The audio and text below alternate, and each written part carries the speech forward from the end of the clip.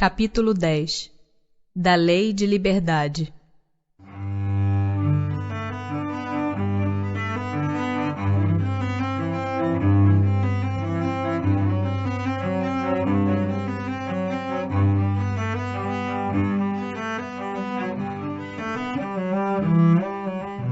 Liberdade natural.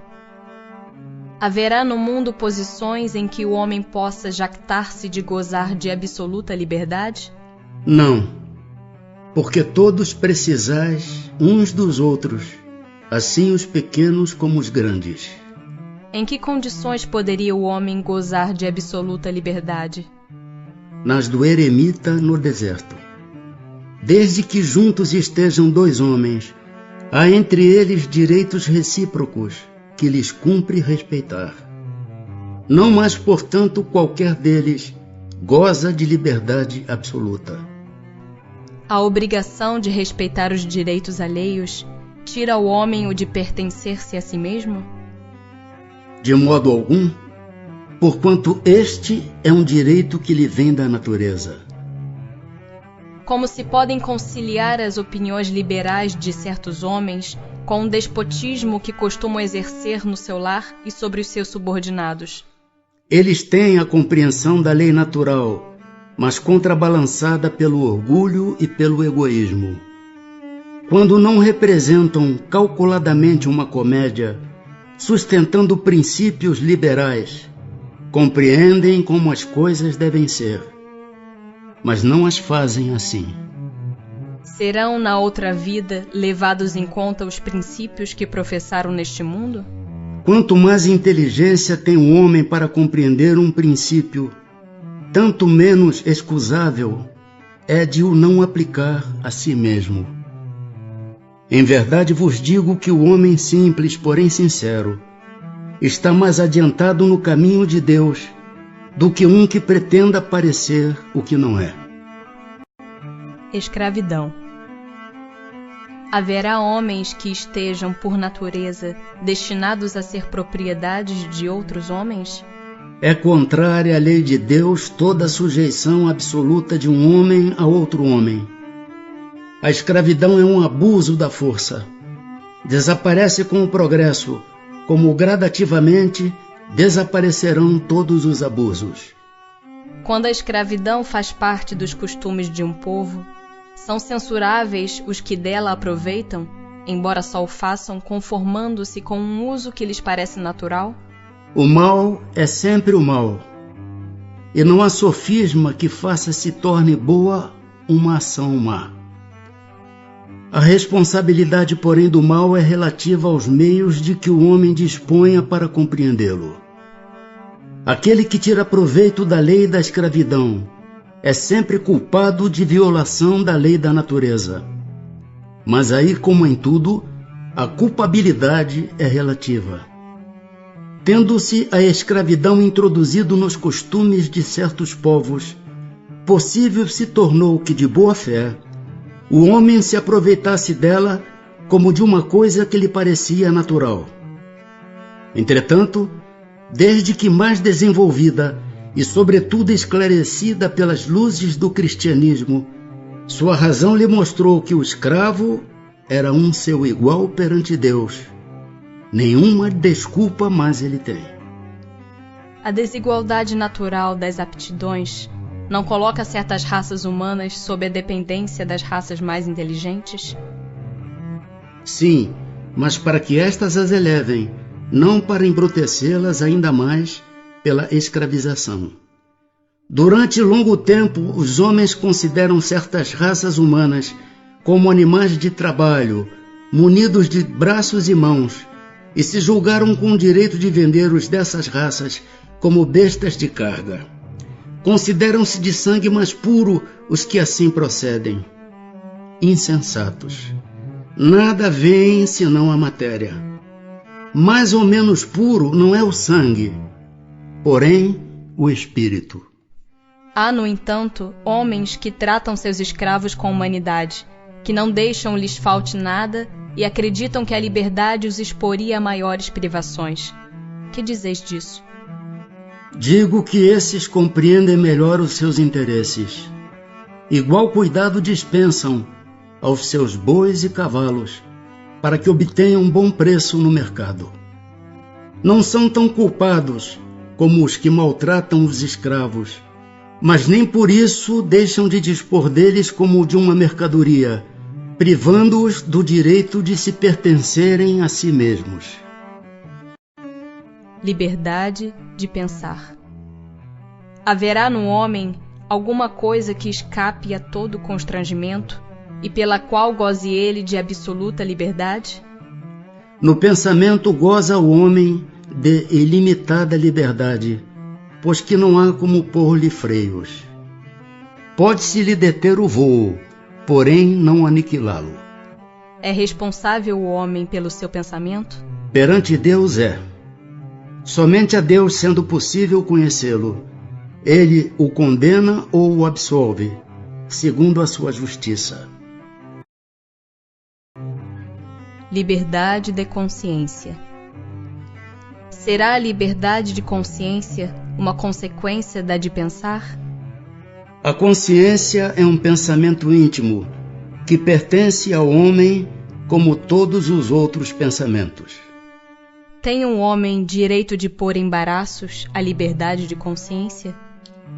Falta-lhe tanto esse direito, quanto com referência à liberdade de pensar. Por isso que só a Deus cabe o de julgar a consciência. Assim como os homens, pelas suas leis, regulam as relações de homem para homem, Deus, pelas leis da natureza, regula as relações entre ele e o homem. Que é o que resulta dos embaraços que se oponham à liberdade de consciência? Constranger os homens a procederem em desacordo com seu modo de pensar, fazê-los hipócritas. A liberdade de consciência é um dos caracteres da verdadeira civilização e do progresso. Será respeitável toda e qualquer crença, ainda quando notoriamente falsa? Toda crença é respeitável quando sincera e conducente à prática do bem. Condenáveis são as crenças que conduzam ao mal. Será repreensível aquele que escandalize com a sua crença um outro que não pensa como ele? Isso é faltar com a caridade e atentar contra a liberdade de pensamento.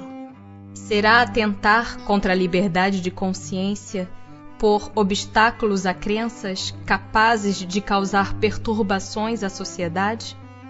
Podem reprimir-se os atos, mas a crença íntima é inacessível.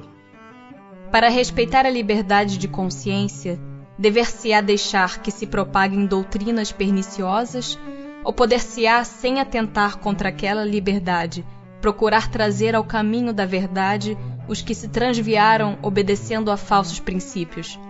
Certamente que podeis e até deveis, mas ensinai a exemplo de Jesus, servindo-vos da brandura e da persuasão, e não da força, o que seria pior do que a crença daquele a quem desejarias convencer.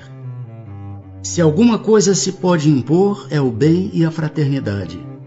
Mas não cremos que o melhor meio de fazê-los admitidos seja obrar com violência. A convicção não se impõe.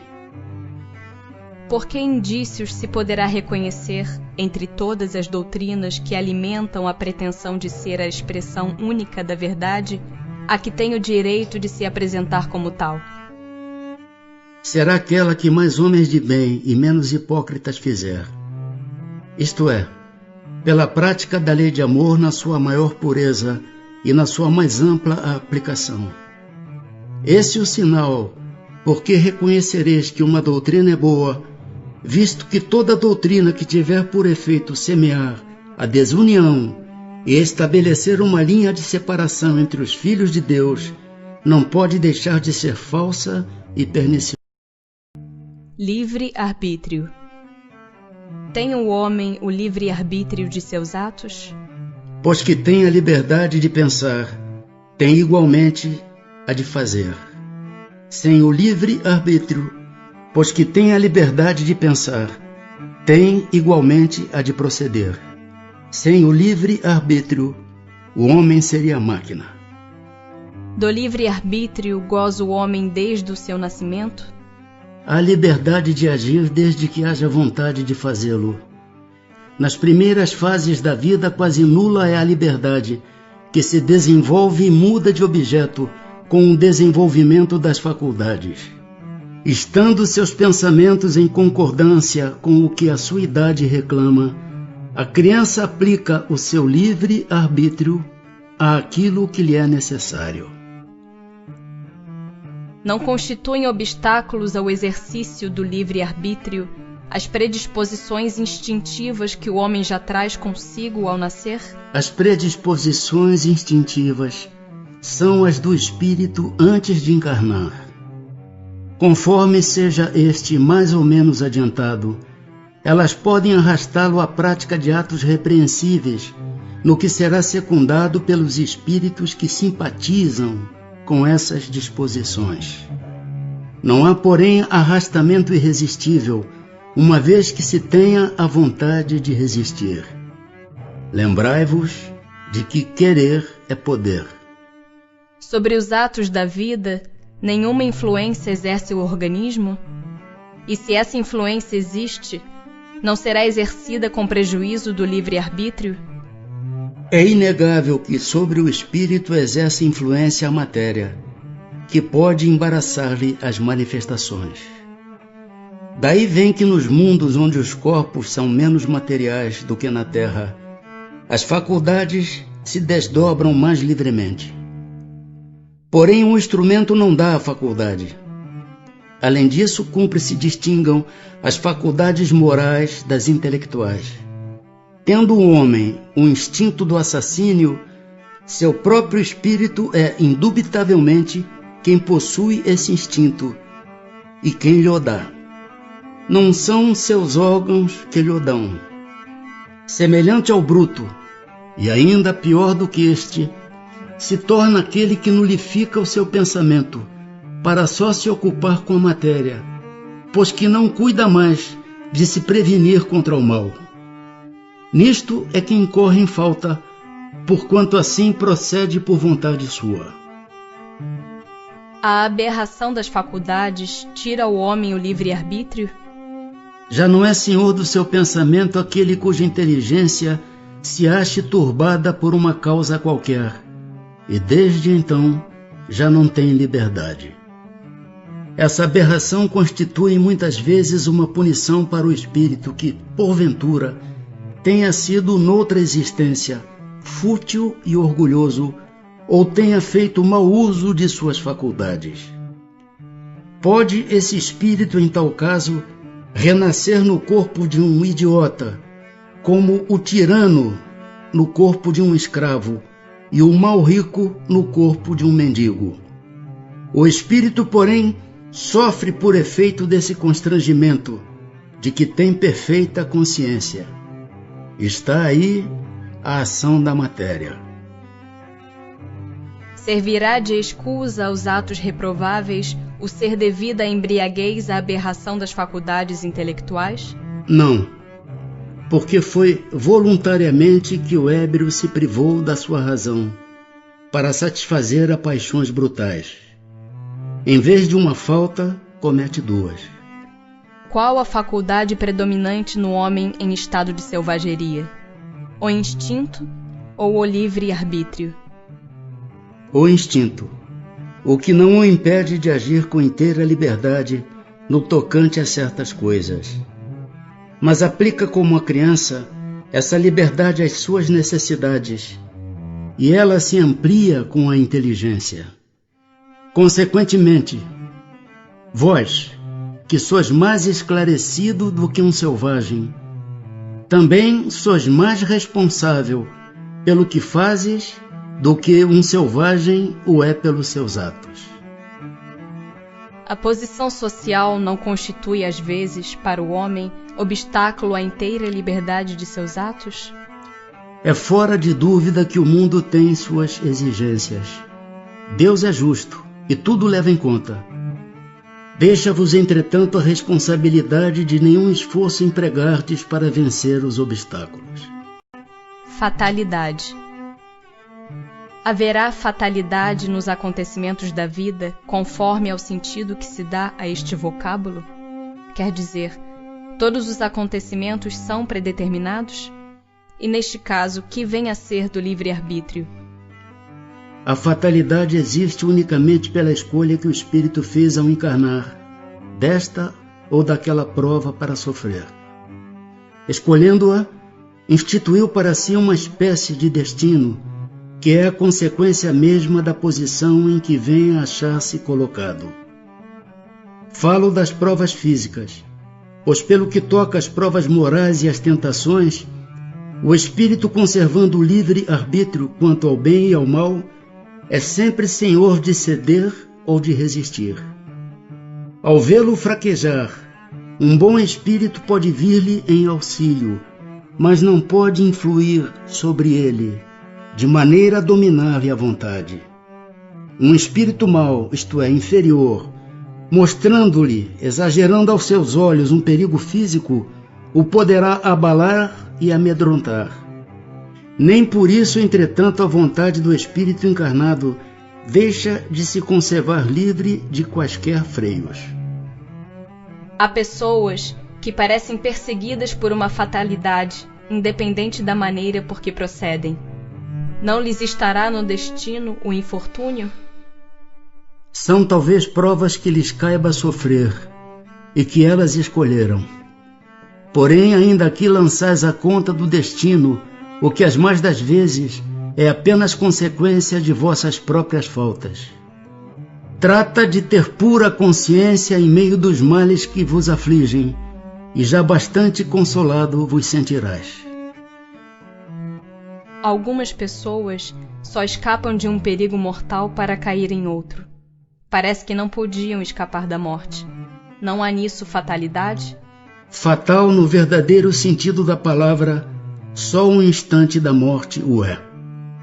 Chegado esse momento, de uma forma ou de outra, a ele não podeis furtar-vos. Assim, qualquer que seja o perigo que nos ameace, se a hora da morte ainda não chegou, não morreremos? Não perecerás, e tens disso milhares de exemplos. Quando, porém, soe a hora da vossa partida, nada poderá impedir que partas.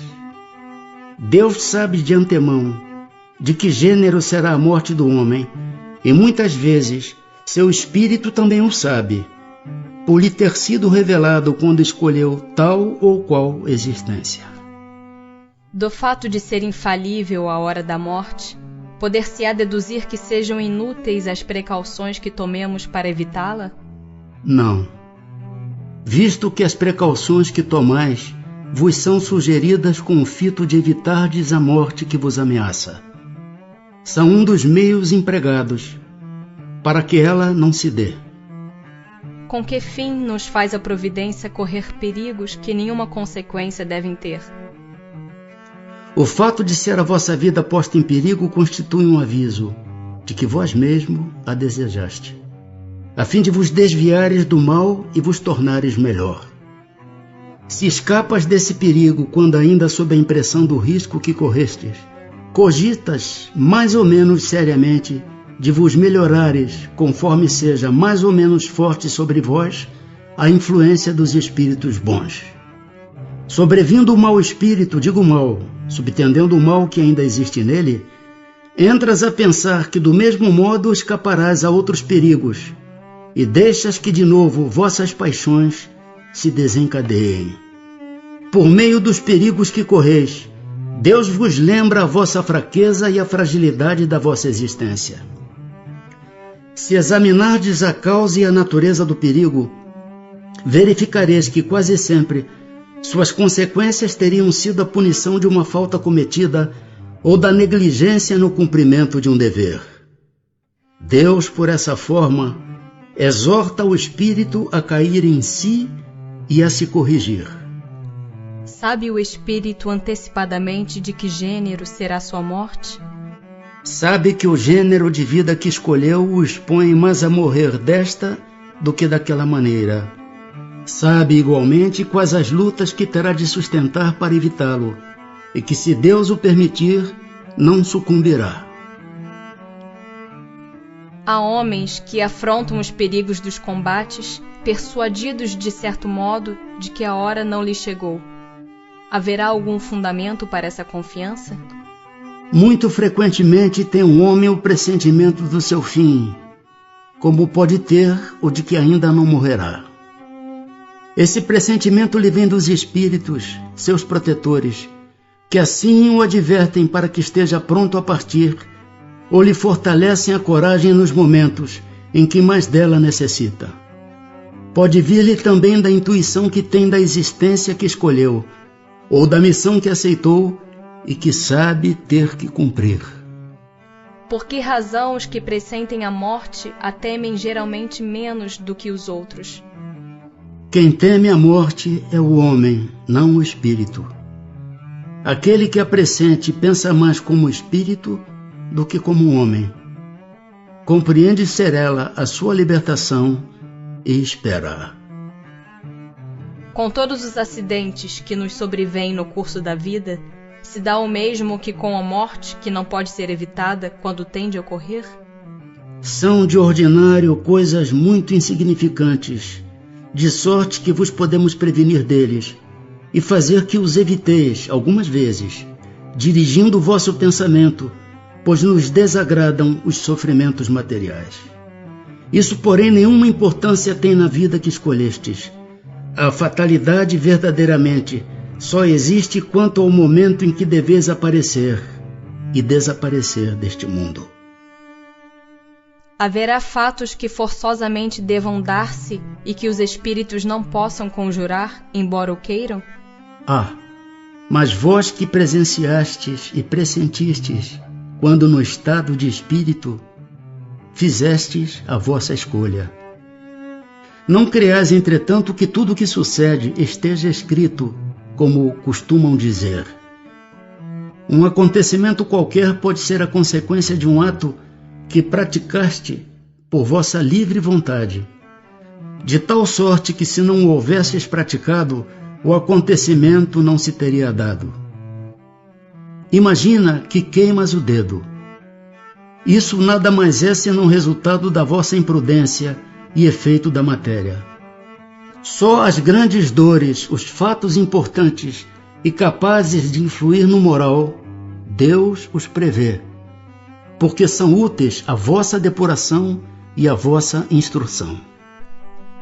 Pode o homem, pela sua vontade e por seus atos, fazer que se não deem acontecimentos que deveriam verificar-se e reciprocamente? Pode-o, se essa aparente mudança na ordem dos fatos tiver cabimento na sequência da vida que ele escolheu. Acresce que, para fazer o bem como lhe cumpre, pois que isso constitui o objetivo único da vida, facultado lhe é impedir o mal, sobretudo aquele que possa concorrer para a produção de um mal maior.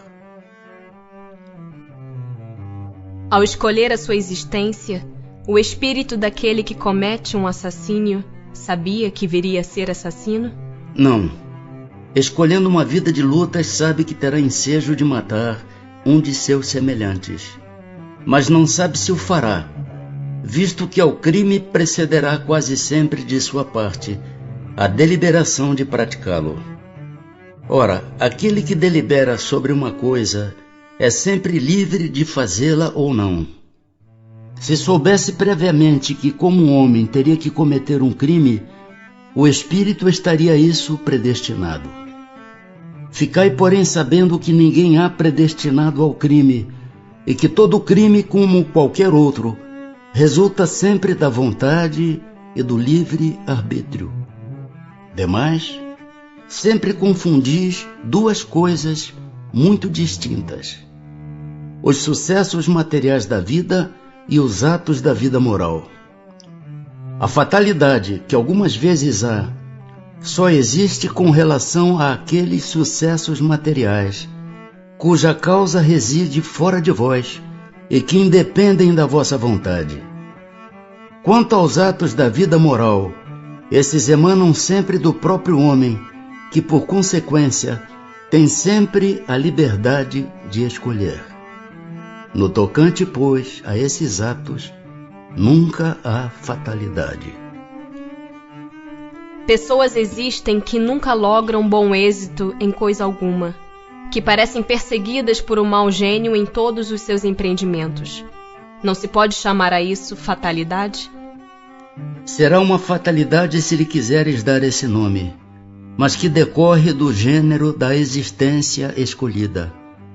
É que essas pessoas quiseram ser provadas por uma vida de decepções, a fim de exercitarem a paciência e a resignação. Entretanto, não creais, seja absoluta essa fatalidade. Resulta muitas vezes do caminho falso que tais pessoas tomam em discordância com suas inteligências e aptidões. Grandes probabilidades tem de se afogar quem pretender atravessar a nado um rio sem saber nadar. O mesmo se dá relativamente à maioria dos acontecimentos da vida. Quase sempre obteria o homem bom êxito, se só tentasse o que estivesse em relação com as suas faculdades. O que o perde são o seu amor próprio e a sua ambição, que o desviam da senda que lhe é própria e o fazem considerar vocação, o que não passa de desejo de satisfazer a certas paixões. Fracassa por sua culpa, mas em vez de culpar-se a si mesmo, prefere queixar-se da sua estrela. Por exemplo, que seria bom operário e ganharia honestamente a vida, mete-se a ser mau poeta e morre de fome. Para todos haveria lugar no mundo, desde que cada um soubesse colocar-se no lugar que lhe compete. Os costumes sociais não obrigam muitas vezes o homem a enveredar por um caminho de preferência a outro e não se acha ele submetido à direção da opinião geral quanto à escolha de suas ocupações? O que se chama respeito humano não constitui impedimento ao exercício do livre arbítrio? São os homens e não Deus quem faz os costumes sociais. Se eles a estes se submetem, é porque lhes convém. Tal submissão, portanto, representa um ato de livre arbítrio, pois que, se o quisessem, poderiam libertar-se de semelhante jugo. Por que então se queixam? Falece-lhes razão para acusarem os costumes sociais. A culpa de tudo devem lançá-la ao tolo amor próprio, de que vivem cheios e que os faz preferirem morrer de fome a infligi-los. Ninguém lhes leva em conta esse sacrifício feito à opinião pública, ao passo que Deus lhes levará em conta o sacrifício que fizerem de suas vaidades. Não quer isto dizer que o homem deva afrontar sem necessidade aquela opinião, como fazem alguns, em quem há mais originalidade do que verdadeira filosofia. Tanto desatino há em procurar alguém ser apontado a dedo ou considerado animal curioso, quanto acerto em descer voluntariamente e sem murmurar, desde que não possa manter-se no alto da escala. Assim como há pessoas a quem a sorte em tudo é contrária, outras parecem favorecidas por ela, pois que tudo lhes sai bem. A que atribuir isso? De ordinário é que essas pessoas sabem conduzir-se melhor nas suas empresas. Mas também pode ser um gênero de prova. O bom êxito as embriaga. Fiam-se no seu destino e muitas vezes pagam mais tarde esse bom êxito, mediante reveses cruéis que a prudência as teria feito evitar.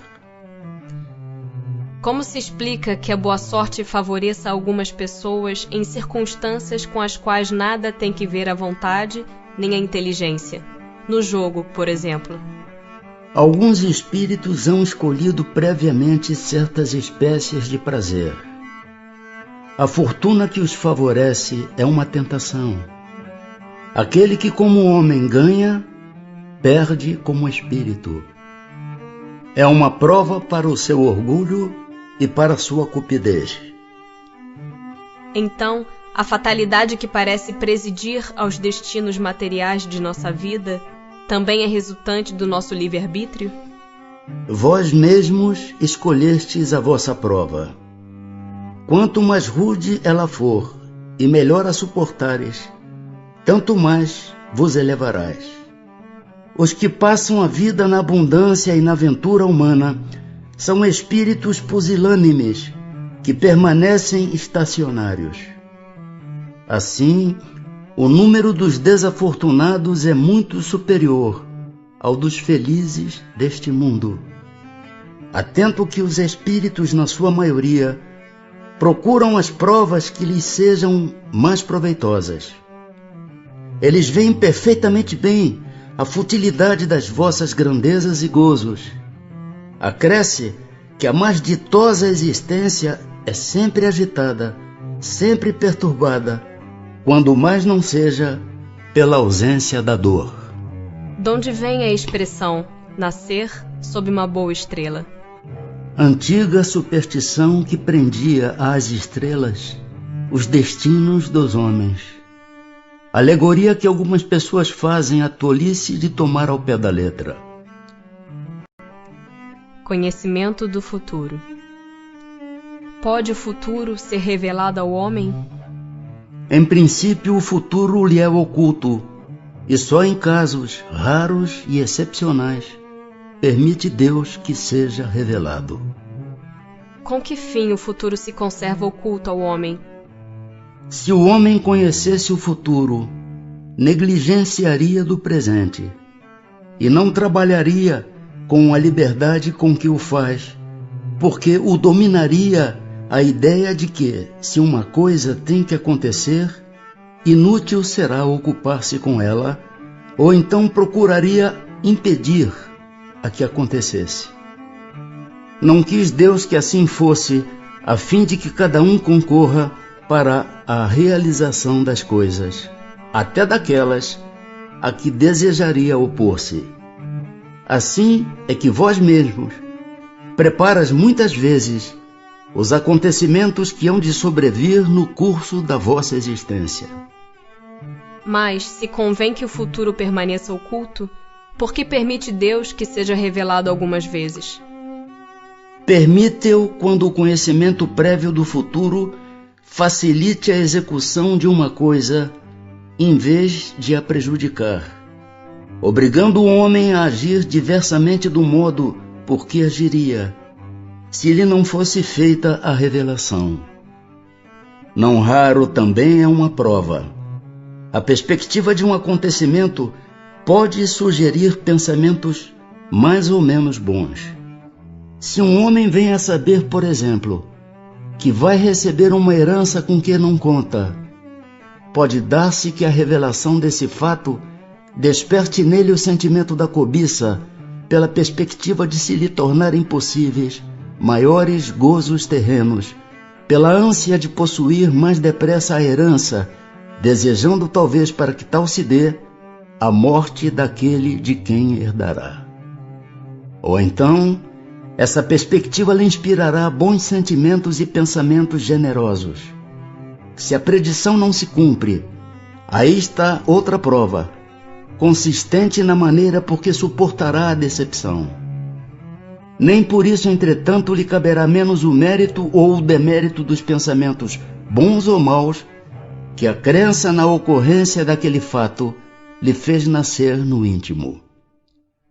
Pois que Deus tudo sabe, não ignora se um homem sucumbirá ou não em determinada prova. Assim sendo, qual a necessidade dessa prova, uma vez que nada acrescentará ao que Deus já sabe a respeito desse homem? Isso equivale a perguntar: por que não criou Deus o homem perfeito e acabado? Por que passa o homem pela infância antes de chegar à condição de adulto?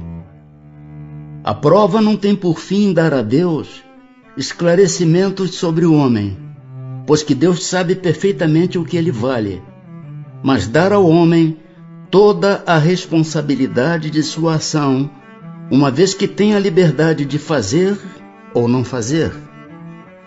Dotado da faculdade de escolher entre o bem e o mal, a prova tem por efeito pô-lo em luta com as tentações do mal e conferir-lhe todo o mérito da resistência. Ora, conquanto saiba de antemão se ele se sairá bem ou não, Deus não o pode, em sua justiça, punir nem recompensar por um ato ainda não praticado.